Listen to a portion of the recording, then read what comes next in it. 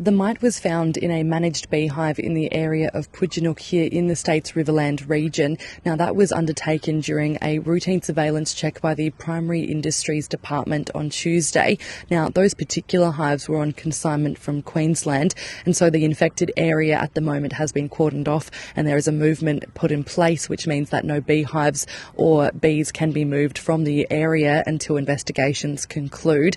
Now, in terms of significance for Varroa mite and what that means for South Australia, we're looking at a potential significant impact to our agricultural sector because this mite is tiny. It's about the size of a grain of sand, and it kills honeybee colonies, so it's a significant parasite to have into our state.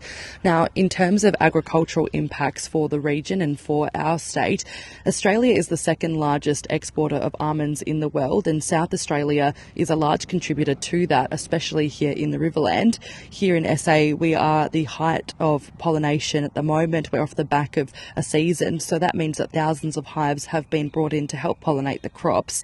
Other industries such as cherries, avocados and apples could be impacted also because they rely on wild bee pollination. So if we see that this parasite does get out of this infected area and into the wild bee populations, we're going to see some astronomical impacts to these wild bees.